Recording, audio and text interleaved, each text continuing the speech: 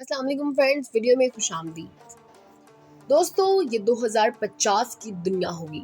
यहाँ वो सब हकीकत से बढ़कर हकीकत होगा जो कि मुमकिन होना एक नामुमकिन सी बात है। यहाँ वो सब देखा जा सकता होगा जिसके बारे में एक आम इंसान सोच भी नहीं सकता। हमारे हाथों में मौजूद स्मार्टफोन और एलईडी टेक्नोलॉजी एक आई लेंस में जूम होकर गुम हो चुकी होगी, जिसके बाद वर्चुअल और रियल वर्ल्ड में फर्क खत्म हो जाएगा।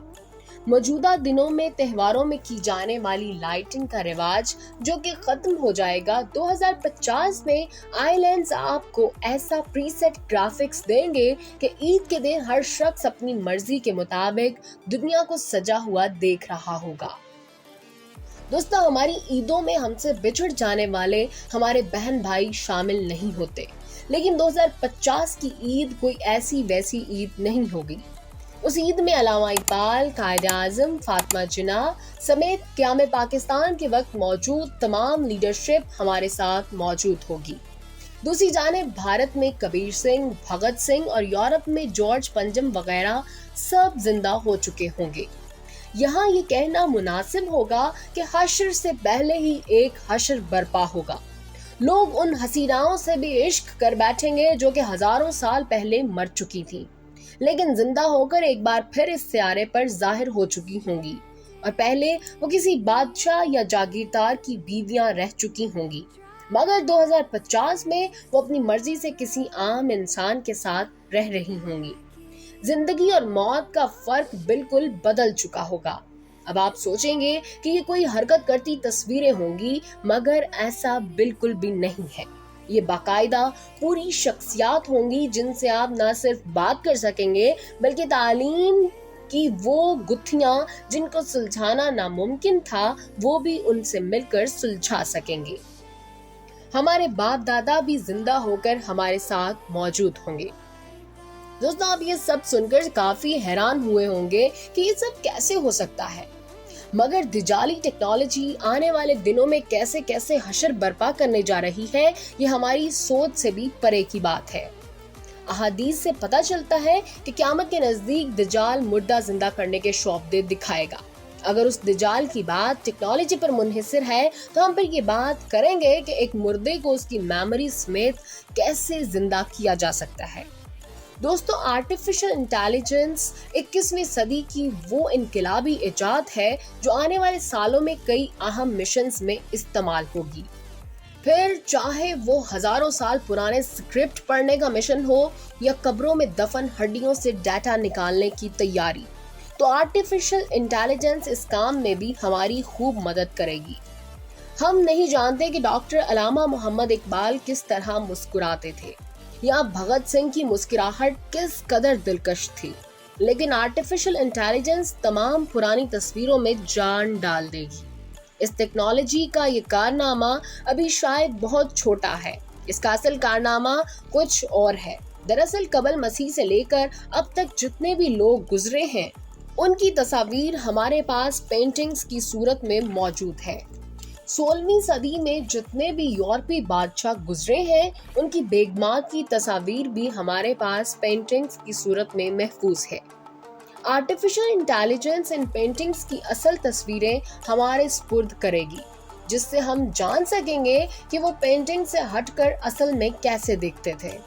दोस्तों, आर्टिफिशियल इंटेलिजेंस के साथ हमारा दौर शुरू हुए चंद साल ही हुए हैं, लेकिन 2050 तक ये टेक्नोलॉजी शायद इंसानी अकल को मात दे दे, और ये भी मुमकिन है कि आर्टिफिशियल इंटेलिजेंस में इंसानी अकल गुम होकर रह जाए।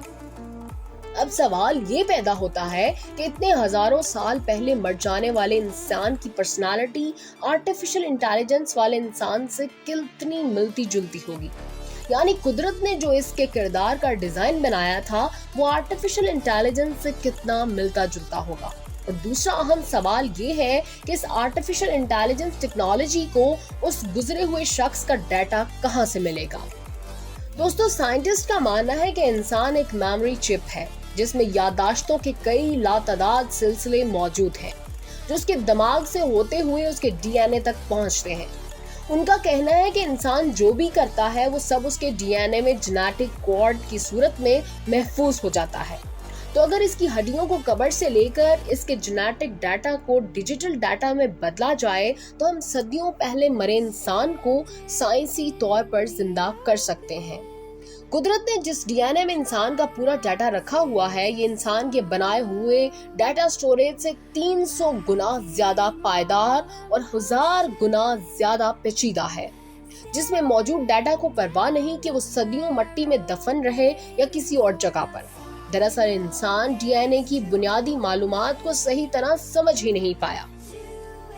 फ्रेंड्स, जबकि खालिके कुल क़यामत के दिन इसी तरह से हमारी जिंदगी की फिल्म हमारे अंदर से निकालेगा, जैसा सब कुछ सामने रोनुमा हो रहा हो। डीएनए में स्टोर होने वाली फिल्म इंसान के दायरा इख्तियार से बाहर है, क्योंकि जेनेटिक कोडिंग डिजिटल कोडिंग से 1000 गुना ज्यादा मुख्तलिफ होती है। फ्यूचर में ये टास्क आर्टिफिशियल इंटेलिजेंस को दिया जाएगा, जो कि कब्रों में मौजूद इंसानी तहरीरों को निकाल लेगा। और ये टेक्नोलॉजी इतनी वसी और मॉडर्न होगी कि मुमकिन है कि अल्लामा इकबाल उम्मत की तरबियत के लिए एक दफा फिर मौजूद हों, या फिर कायदे आज़म कौम की लीडरशिप के लिए हाजिर हों। इसके लिए 2 चीजें बहुत इंपॉर्टेंट हैं। एक तो 5G टेक्नोलॉजी, जबकि दूसरी चीज है आई लेंस। ये आई लेंस इसलिए जरूरी है ताकि आप आर्टिफिशियल इंटेलिजेंस को इस्तेमाल करने की सलाहियत हासिल कर सकें। इसके अलावा आपको किसी प्रोजेक्टर की जरूरत नहीं पड़ेगी, बल्कि इसके लिए आपको आई लेंस के साथ किसी भी प्रोफाइल पर क्लिक करने के बाद आपके सामने सब कुछ वाजिया हो जाएगा और जो भी शख्स आप चाहेंगे आपके सामने मौजूद होगा। 5G टेक्नोलॉजी इसलिए जरूरी है क्योंकि वो वर्चुअल पर्सनालिटी होगी और इसलिए कहीं दूर से इसका मेन सर्वर मौजूद होगा, जिस पर प्रोसेसिंग करके ये पर्सनालिटी आप तक पहुंचेगी। इसलिए फ्रेंड्स, आपको एक तेज तरीन 5G इंटरनेट की जरूरत महसूस हो सकती है। यूं ये दजाली टेक्नोलॉजी कुछ भी मुमकिन बना देगी।